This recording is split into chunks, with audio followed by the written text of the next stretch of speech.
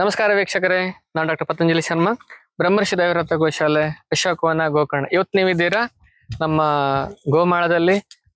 ತುಂಬಾ ಹಸುಗಳಿವೆ. ಸುಮಾರು ನಮ್ಮ ಬ್ರಹ್ಮರ್ಷಿ ದೈವರತ್ನ ಗೋಶಾಲೆಯಲ್ಲಿ 150ರಷ್ಟು ದೇಸಿ ಹಸುಗಳಿವೆ. ಅವೆಲ್ಲ ಕೂಡ ಸ್ವಚ್ಛಂದವಾಗಿ ಓಡಾಡ್ತಾ ಇದಾವೆ. ನೀವು ನೋಡ್ತಾ ಇದ್ದೀರಾ, ಗೀರ್, ಮಲ್ನಾಡು ಗಿಡ್ಡ, ಸಿಂಧಿ ಇವೆಲ್ಲ ಹಸುಗಳಿವೆ ಇಲ್ಲಿ. ನೋಡಿ, ಗೋಮೂತ್ರ ಅಂತ ಬಂದಾಗ ಅದರಲ್ಲಿ ಸುಮಾರು 100ಕ್ಕಿಂತ ಹೆಚ್ಚಿಗೆ ಸಮಸ್ಯೆಯನ್ನ ವಾಸಿ ಮಾಡುವಂತ ಔಷಧಿ ಗುಣ ಇದೆ. ಕ್ಯಾನ್ಸರ್ನಂತ ಮಹಾವ್ಯಾಧಿಯನ್ನು ಕೂಡ ವಾಸಿ ಮಾಡುವಂತ ಗುಣ ಇದೆ ಅಂತಂದ್ರೆ ಅದು ಎಷ್ಟು ದೊಡ್ಡ ದಿವ್ಯ ವಿಷಯ ನೀವೇ ಕಲ್ಪನೆ ಮಾಡ್ಕೊಳ್ಬಹುದು. ಹಳೆ ಕಾಲದಲ್ಲಿ ಕ್ಯಾನ್ಸರ್ ಸಮಸ್ಯೆಗಳು ತುಂಬಾ ಕಡಿಮೆ ಇತ್ತು. ಯಾಕಂತಂದ್ರೆ ಅವರು ನಿತ್ಯವಾಗಿ ಉಪಯೋಗಿಸ್ತಿದ್ರು. ಎವ್ರಿಡೇ, ಪ್ರತಿನಿತ್ಯ ಪಂಚಗವ್ಯದ ರೂಪದಲ್ಲಿ ಉಪಯೋಗಿಸ್ತಿದ್ರು. ಆದ್ರೆ ಈಗ ಏನಾಗ್ತಾ ಉಂಟು ಅಂತಂದ್ರೆ ಹಸುಗಳೇ ಇರೋದಿಲ್ಲಲ್ಲ. ಹಸುಗಳೇ ಇಲ್ಲದೆ ಇರೋದ್ರಿಂದ ಹೇಗೆ ತಾನೇ ಪಂಚಗವ್ಯನ ಉಪಯೋಗಿಸ್ಬೇಕು ಹೇಳಿ? ಪಂಚಗವ್ಯ ಉಪಯೋಗಿಸ್ಲಿಕ್ಕೆ ಸಾಧ್ಯವಾಗ್ತಾ ಇಲ್ಲ. ಅದಕ್ಕಾಗಿ ಇಂಥ ಸಮಸ್ಯೆಗಳು ಹೆಚ್ಚಿಗೆ ಆಗ್ತಾ ಇದೆ. ನಾವು ಇಂಥ ಸಮಸ್ಯೆಗಳನ್ನ ಪ್ರಿವೆಂಟ್ ಮಾಡಬೇಕು ಹೇಳಾದ್ರೆ ಪ್ರತಿನಿತ್ಯ ಪಂಚಗವ್ಯ ಸೇವನೆಯನ್ನ ಮಾಡಬೇಕು. ತೀರ್ಥ ರೂಪದಲ್ಲಿ ಗೋಮೂತ್ರನ ಸೇವನೆ ಮಾಡಬೇಕು. ಆವಾಗಷ್ಟೇ ನಾವು ಇಂಥ ಸಮಸ್ಯೆಗಳನ್ನ ವಾಸಿ ಮಾಡ್ಲಿಕ್ಕೆ ಸಾಧ್ಯ ಆಗ್ತದೆ. ಗೋಮೂತ್ರ ಅಂತ ಬಂದಾಗ ತುಂಬಾ ಜನ ಹೇಳ್ತಾರೆ, ನಾನು ಗೋಮೂತ್ರ ಅರ್ಕ ತಗೊಂಡೆ, ಆದ್ರೆ ನಂಗೇನು ಪ್ರಯೋಜನ ಆಗಿಲ್ಲ ಅಂತ ಹೇಳ್ತಾರೆ. ಯಾಕೆ ಪ್ರಯೋಜನ ಆಗಿಲ್ಲ ಅಂತಂದ್ರೆ ಅವರು ಯಾವ ಹಸುವಿನ ತಗೊಂಡಿದ್ದಾರೆ ಗೊತ್ತಿಲ್ಲ. ಅಲ್ಲಿ ಸವತ್ಸ ಗೋ ಅಂತ ಹೇಳ್ತಾರೆ. ಕರು ಹಾಕಿರುವಂತ ಆಕಳಿನ ಗೋಮೂತ್ರ ಆಗಿರ್ಬೇಕು, ದೇಸಿ ಹಸುವಿನಿಂದ ಆಗಿರ್ಬೇಕು, ಬಿಟ್ಟು ಸಾಕಿ ಇರುವಂತ ಒಂದು ಹಸುವಿಂದ ಆಗಿರ್ಬೇಕು. ಗೋ ಅಂತಂದ್ರೆ ಓಡಾಡ್ತಾ ಇರುವಂತ ಹಸುಗಳದ್ದು ಆಗಿರ್ಬೇಕು, ಕಟ್ ಸಾಕಿರುವಂತ ಹಸುಗಳದ್ದು ಅಲ್ಲ, ಬಂದಿರ್ಬೇಕು. ಅವಾಗಷ್ಟೇ ಔಷಧಿ ಗುಣ ಬರುತ್ತೆ.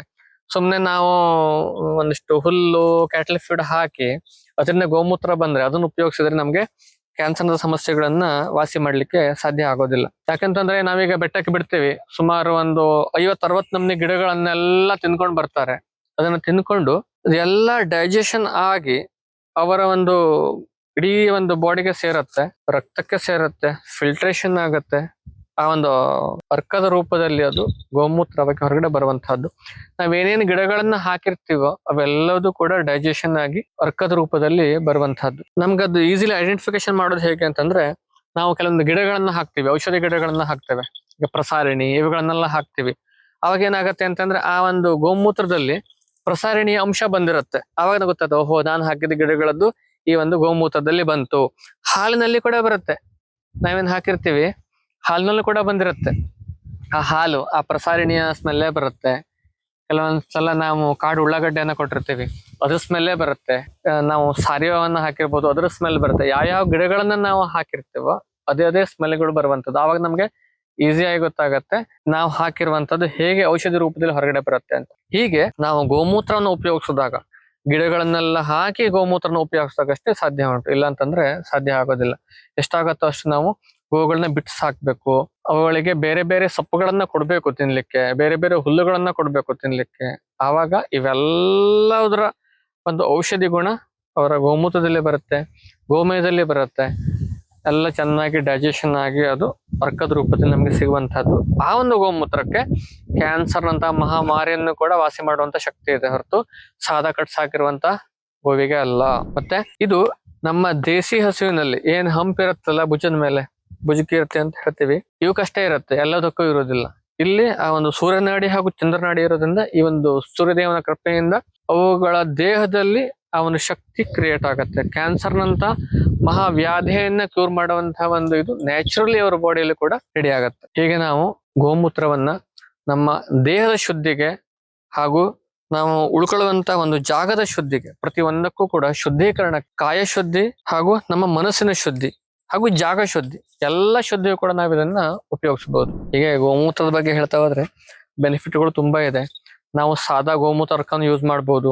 ಜೊತೆಗೆ ಗಿಡಗಳನ್ನ ಹಾಕಿ, ಈಗ ನಾವು ಅಮೃತ ಬಳ್ಳಿಯನ್ನ ಹಾಕ್ಬೋದು, ತ್ರಿಫಲ ಹಾಕ್ಬೋದು, ಬೇರೆ ಬೇರೆ ಗಿಡಗಳನ್ನು ಕೂಡ ಗೋಮೂತ್ರ ಜೊತೆಗೆ ಹಾಕಿ ನಾವು ಅವುಗಳನ್ನ ಡಿಸ್ಟಿಲೇಷನ್ ಮಾಡಿ ಅರ್ಕದ ರೂಪದಲ್ಲಿ ಕೂಡ ನಾವು ಸಂಸ್ಕರಿಸಿ ಇಟ್ಕೊಳ್ಬಹುದು. ಗೋಮೂತ್ರ ಏನಾಗತ್ತೆ ಅಂತಂದ್ರೆ ಫ್ರೆಶ್ ಆಗಿ ಉಪಯೋಗಿಸ್ಬೇಕು, ತುಂಬಾ ದಿನ ಇಡ್ಲಿಕ್ಕೆ ಆಗೋದಿಲ್ಲ. ಇತ್ತೀಚಿನ ದಿನಗಳಲ್ಲಿ ಅದನ್ನ ಇಡ್ಲಿಕ್ಕೆ ಆಗದೆ ಇರೋದ್ರಿಂದ ನಾವು, ಮತ್ತು ಬೇರೆ ಬೇರೆ ಸಿಟಿಗಳಲ್ಲೆಲ್ಲ ಗೋಮೂತ್ರ ಸುಲಭವಾಗಿ ಸಿಗದೇ ಇರೋದ್ರಿಂದ ನಾವು ಅವುಗಳನ್ನ ಅರ್ಕದ ರೂಪದಲ್ಲಿ ಅವುಗಳನ್ನ ಡಿಸ್ಟಿಲೇಷನ್ ಮಾಡಿ ಇಟ್ಕೊಂಡ್ರೆ ವರ್ಷಾನುಗಟ್ಲೆ ಇಟ್ಕೋಬಹುದು, ಏನೂ ಸಮಸ್ಯೆ ಆಗೋದಿಲ್ಲ. ಹೀಗೆ ಪ್ರತಿನಿತ್ಯ ನಾವು 1-2 ಚಮಚ ಗೋಮೂತ್ರ ಅರ್ಕವನ್ನ ನೀರಿಗೆ ಹಾಕಿ ಡೈಲ್ಯೂಟ್ ಮಾಡಿ 100 ml ನೀರಿಗೆ ಹಾಕಿ ತಕೊಂಡ್ರೆ ನಮ್ಮ ಇಮ್ಯುನಿಟಿ ಕೂಡ ಚೆನ್ನಾಗಾಗತ್ತೆ, ಡೈಜೆಷನ್ ಕೂಡ ಇಂಪ್ರೂವ್ಮೆಂಟ್ ಆಗತ್ತೆ, ಕಫ ಸಮಸ್ಯೆಗಳು ಕೂಡ ಕ್ಲಿಯರ್ ಆಗತ್ತೆ, ಕ್ಯಾನ್ಸರ್ನ ಸಮಸ್ಯೆಗಳನ್ನು ಕೂಡ ಪ್ರಿವೆಂಟ್ ಕೂಡ ಮಾಡಬಹುದು, ತಡಿಲಿಕ್ಕೂ ಕೂಡ ಸಾಧ್ಯ ಉಂಟು.